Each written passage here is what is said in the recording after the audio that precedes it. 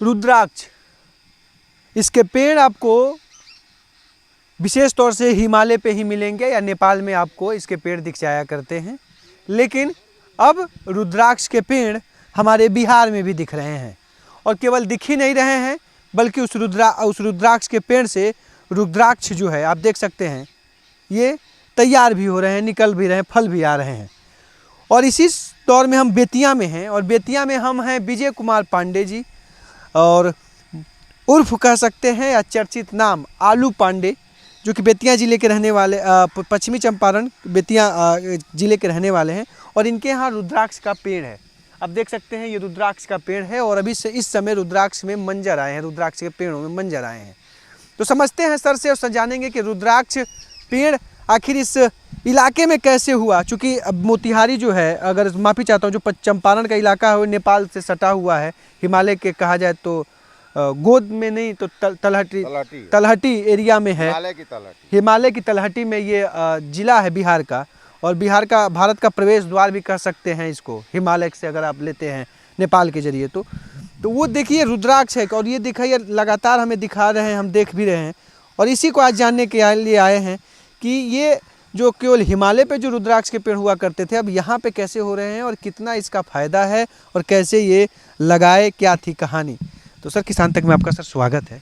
और मेरा नाम विजय कुमार पांडे उर्फ आलू वाले पांडे जी। पूरे जीवन में मैंने 40 वर्षों तक आलू पर काम किया।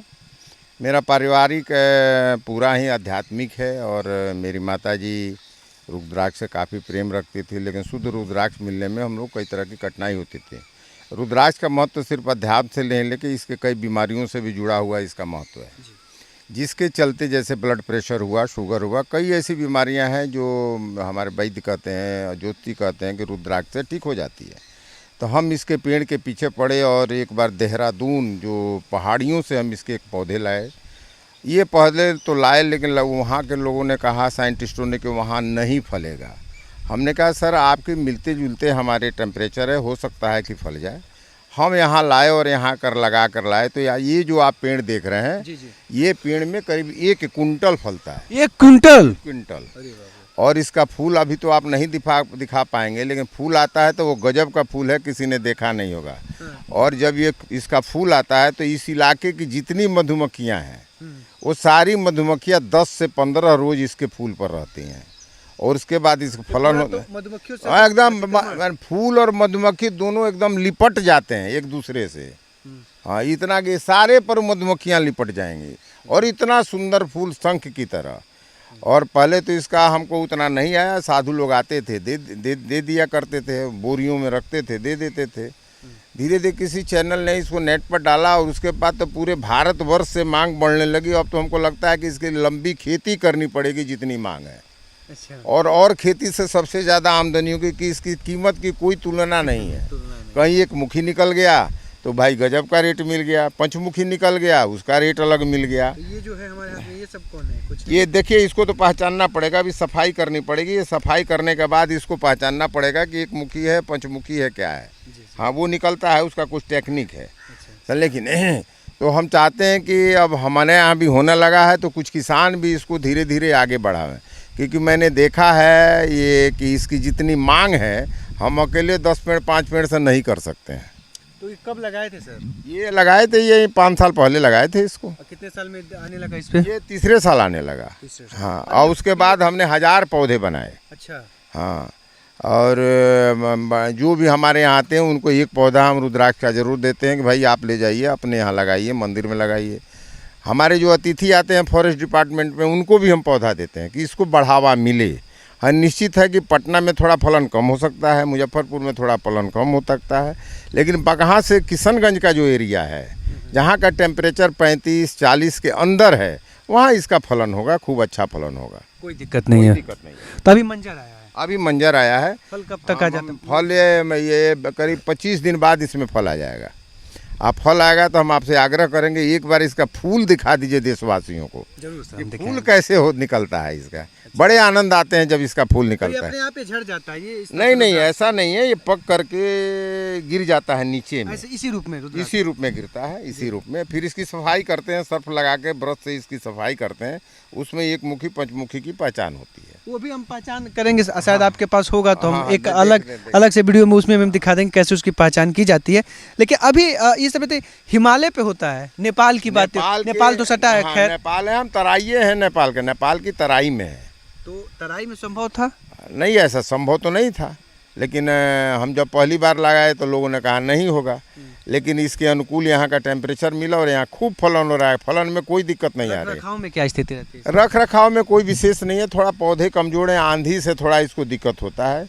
जैसे आप देख रहे हैं कि आंधी से एक डाली यहाँ, ये आंधी से नहीं टूटा है, ये फूल जब लिया जोड़ से, ये फूल के भार से टूटा। मतलब थोड़े से इसकी डालियाँ कमजोर होती हैं। अब तो नेपाल वालों सोच रहे होंगे कि हमारा तो बिजनेस धीरे धीरे गड़बड़ा जाएगा। नहीं, आप देखिए, हम तो इसको बढ़ाने जा रहे हैं। हमको खुद नहीं पता, किसी चैनल ने इसको नेट पर डाला, उसके बाद तो पूरे देश से मांग आ रही है, देहरादून से, हरिद्वार से, मथुरा से। कितना में बेच देते हैं? अभी बेचने का नहीं, अभी तो हम ऐसे ही अपना धार्मिक रूप से उसको पैक कर दिए और कुरियर कर दिए। अभी पैसा नहीं ले रहे हैं। पैसा नहीं, पैसा नहीं ले रहे, नहीं। लेकिन अब आगे सोचा, आगे देखा जाएगा। अभी तो प्रचार करना। लेकिन आपने बहुत बड़ी जिम्मेवारी ले ली है रुद्राक्ष को लेकर। पूरे देश में हम दे रहे हैं, पूरे देश में दे रहे हैं, हाँ, फ्री ऑफ कॉस्ट। अब इस साल जितना फलेगा इस सब को संभाल के रखेंगे। जिनका टेलीफोन आएगा उनको हम फ्री ऑफ कॉस्ट यहाँ से पैक करके भेज देंगे, सिर्फ वो कुरियर चार्जेस देंगे। कुरियर चार्ज जो लेना। बस। तो ये मंजर आ गया, तो इसका फलन मतलब ये गर्मी में, जुलाई में। हाँ, खूब जोर से फलेगा। मई में मंजर, जो मंजर ही बोल सकते हैं, कुछ मंजर बोलते हैं, हाँ। तो हर पे आ जाए सभी। हाँ, खूब फला, खूब मंजर आया। देखिए पूरे हाथों में, मतलब मैं कहूँ करीब 5 से 10 मिनट हम बात किए और पेड़ के नीचे से करीब 20 के निकल गए। तो ये रुद्राक्ष का और महत्व तो आप ही के यहाँ हो रहा है कि और भी आसपास कोई लगा है? नहीं, अब हम इस तराई में करीब 1000 पौधे बांटे हैं। अच्छा, 1000। तो सब जगह फलन शुरू है, सब जगह फलन। हाँ, शुरू है। तो एक कहा जाता है कहीं ना कहीं एक मोतिहारी से, अब माफी चाहता हूँ, बेतिया के आपका जो बड़हरा बड़निहार गांव है, बड़का बड़निहार, हाँ, बड़निहार गांव है। तो यहाँ से शुरुआत हो गई। यहाँ शुरुआत हो गई है, करीब 1000 पेड़ तो हमने लगवा दिए हैं। अच्छा, इसी पेड़ से बना के ग्राफ्टिंग करके 1000 पेड़ लगवा दिए हैं। सबके यहाँ फलन हो गया है।